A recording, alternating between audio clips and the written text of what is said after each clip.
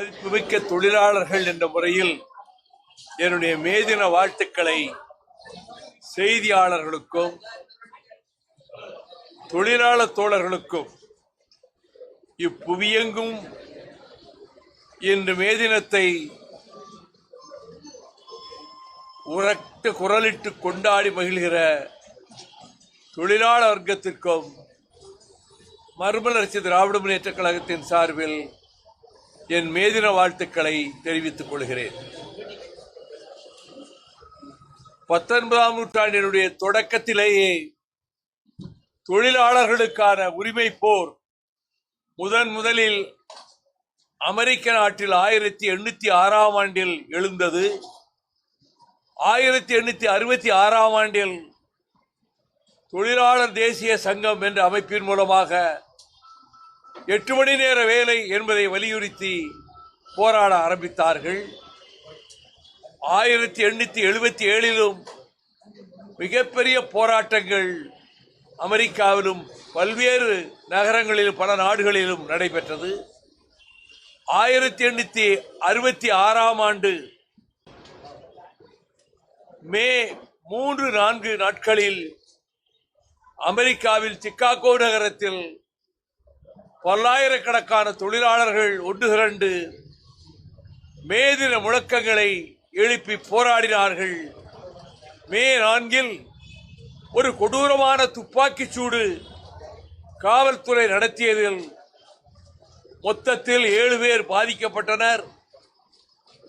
3 உயிர் நீத்தனர், 4 தூக்கிலிடப்பட்டனர். Albert Parsons, August Spies, George Engel, Adolf Fischer இந்த 4 பேரும் தூக்கிலிடப்பட்டனர். 1877 நவம்பர் 11ஆம் தேதி தூக்கிலிடப்பட்டனர். அந்த போராட்டம் நடைபெற்ற இடம் ஹேமார்க்கெட் சந்தை என்று அழைக்கப்படுகிறது. அங்கு நான் 3-4 முறை சென்றிருக்கிறேன். தூக்கிலிடப்பட்ட 4 எங்கே தூக்கிலிடப்பட்டவர்களுடைய கல்லறை இருக்கிறது என்று 2 நாள் தேடி கடைசியில் அந்த கல்லறை தோட்டத்தை கண்டுபிடித்து இந்த 4 பேர் தூக்கிலிடப்பட்டவர்களினுடைய சிலைகளும் அங்கே எழுப்பப்பட்டு அங்கே உணர்ச்சிகரமான வாசகங்கள் அந்த 4 பேர் பெயர்களுக்கு கீழே பொறிக்கப்பட்டிருக்கின்றன. நாங்கள் தூக்கிலிடப்படுகிற போது ஆரவாரம் செய்த முதலாளி வர்க்கத்தினுடைய ஓங்கார குரல் காலப்போக்கில் ஒடுங்கும். இன்றைக்கு நாங்கள் கடைபிடிக்கின்ற மரணத்தின் மூலம் கடைபிடிக்கின்ற இந்த நிசப்தம் அந்த ஓங்கார குரலை விட ஓங்கி உயர்ந்து வெற்றி பெறுகிற காலம் வரும் என்று அந்த வாசகங்கள் அந்த கல்லறையிலே பொறிக்கப்பட்டிருக்கின்றன. 1890ஆம் ஆண்டு மே 1 நாளை உலகெங்கும் தொழிலாளர் உரிமை நாளாக கொண்டாடுவதென்று தொழிலாளர்கள் தீர்மானித்து கொண்டாட ஆரம்பித்தனர். மே 1 நாளில் 1917க்கு பின்னர் கிரெம்ளின் மாளிகைக்கு எதிரே மாஸ்கோ மாநகரில் செஞ்சதுக்கத்தில் தொழிலாளர்களினுடைய செங்கொடி உயர்த்தி வரும் தொழிலாளர்களினுடைய உரிமை பேரணி பிரமாண்டமாக நடைபெற்று வருகிறது. தமிழ்நாட்டில் பேரறிஞர் அண்ணா அவர்கள் முதலமைச்சரானவுடன் 67ல்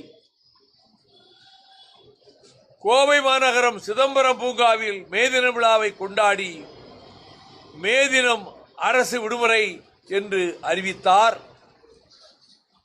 1990ஆம் ஆண்டு ஏப்ரல் 30ஆம் நாள் இந்திய நாடாளுமன்ற மாநிலங்களவையில் மே 1 நாளை மத்திய அரசு விடுமுறை நாளாக அறிவிக்க வேண்டும் என்று நான் வைத்த கோரிக்கையை ஆதரித்து கம்யூனிஸ்ட் கட்சியினுடைய தலைவர் அவர் தாஸ்குப்தா அவர்களும் கமல் முரார்கா ஜனதாதளம் அவர்களும் ஆதரித்து பேசினார்கள். தலைமை அமைச்சர் பிரதமர் VP சிங் அவர்களை அறையிலே போய் அன்று பகலிலே சந்தித்தேன். இன்றே நீங்கள் அறிவிக்க வேண்டும் என்று சொன்ன கோரிக்கையை ஏற்றுக்கொண்டு பிற்பகல் 2:30 மணிக்கு ராம்விலாஸ் பாஸ்வான் 2 அவைகளிலும் மே முதல் நாள் மத்திய அரசினுடைய விடுமுறை நாளாக இனி அறிவிக்கப்படுகிறது என்று அவர் அறிவித்தார். தொழிலாளர்களினுடைய நலன்களை நசுக்குவதிலும் உரிமைகளை நசுக்குவதிலும் நரேந்திர மோடி அரசு முதலாளித்துவத்துக்கு ஆதரவாகவும் தொழில் முதலாளிகளினுடைய பிரதிநிதியாகவும் செயல்பட்டு வருகிறது. தொழிலாளர் உரிமைகள் நசுக்கப்படுவதை எதிர்த்து தொழிலாளர்கள் போராடி வருகிறார்கள். அந்த வகையில் நாங்களும் தொழிலாளர் உரிமைக்காக தொடர்ந்து போராடுவோம் என்பதையும் நான் இங்கே தெரிவித்துக் கொள்கிறேன். கேளுங்க. தேர்தலுக்கு பிந்தைய கருத்து கணிப்புகளை பார்த்துருக்கீங்க. பெரும்பாலான கருத்து கணிப்புகள் திமுக கூட்டணியை வெற்றி பெறும் சொல்லியிருக்காங்க. சில கருத்து கணிப்புகள்ல அதிமுக கூட்டணிக்கும் தமிழக வெற்றி கழகத்தினரும் பெரும்பான்மை இடங்கள்ல வெற்றி பெறும் சொல்லியிருக்காங்க. இந்த கருத்து கணிப்புகளை எப்படி பார்க்கணும்? அதிகமான கருத்து கணிப்புகள் திமுக ஆட்சி அமைக்கும் என்றே தெரிவிக்கின்றன. அதில் ஒரு கருத்து கணிப்பில் அதிமுகவுக்கு சாதகமாகவும் ஒரு கருத்து கணிப்பில் தமிழக வெற்றி கழகத்துக்கு சாதகமாகவும் அமைந்திருக்கின்றன. இது வாக்குகள் எண்ணப்படுகிற போது உண்மை நிலவரம் தெரிய வரும். என்னுடைய நம்பிக்கை திராவிட முன்னேற்ற கழக தலைமையிலான கூட்டணி பெரும்பான்மை பெற்று திமுக கழகம் ஆட்சி அமைக்கும் என்று நான் நம்பிக்கையோடு இருக்கிறேன்.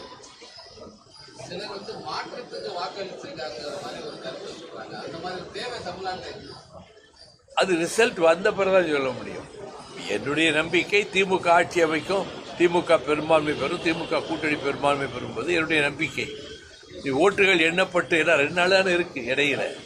இது 1ஆம் தேதி, இடையில் 2 நாட்கள் விடிந்தால் தெரிந்துவிடும் நிலைமை என்ன என்று சொல்வதை போல 4ஆம் தேதி தெரியத்தான் போகுது. நூற்றாண்டினுடைய தொடக்கத்திலேயே தொழிலாளர்களுக்கான உரிமை போர் முதலில் அமெரிக்க நாட்டில் 1806ஆம் ஆண்டில் எழுந்தது.